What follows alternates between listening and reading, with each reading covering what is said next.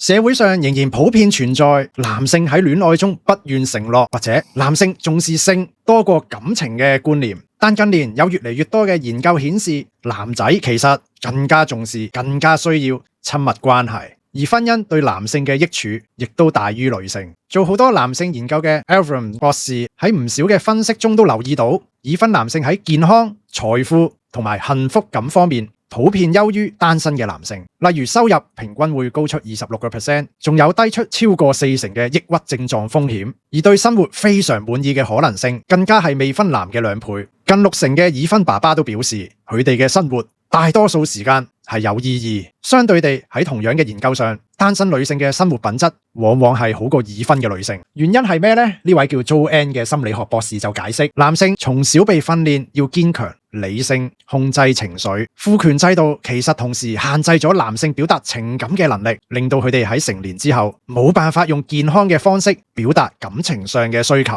而有啲人更加只能夠將性變成唯一表達親密嘅方法。同時，不少嘅男性只能夠喺戀愛關係中尋求深度嘅親密，但女性比較能透過不同嘅社交活動去建立情感嘅支持系統。女仔大個都中意同爸爸媽媽講心事，又能夠同閨蜜細膩咁描述男朋友嘅一舉一動。TED 有一集演講都有提到，男性比女性缺乏能夠傾心事嘅密友，對情感嘅展露亦都刻意有保留。溝通學者 William Rawlings 就話，朋友喺人際關係中扮演住3個主要嘅角色，除咗吃喝玩樂嘅娛樂夥伴之外，都需要有作為傾訴對象、依靠對象嘅功能。最後，男性經濟條件唔好嘅時候，都會限制自己嘅親密需求，選擇躺平。美國做過一啲調查，結婚率係會因為男性經濟嘅下滑而下降3至4%，因為社會中總有啲聲音教咗佢哋，冇錢咧就冇資格愛人。的確，生活中好少聽到有人會同女仔講，你搵咁少就唔好拍拖啦。所以即使男性有情感嘅需求，都會因為自身實際嘅生活條件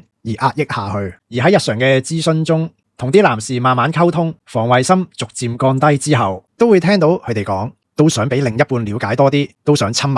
啲。例如話，就算同老婆一齊咗好耐，出街都仲想拖手嘅，其實都想俾老婆讚多啲。男性都想有人聽佢講下心事，只係好多時驚會俾對方認為太過軟弱，或者受到性別嘅定型影響，而不敢開口表達內心嘅渴望。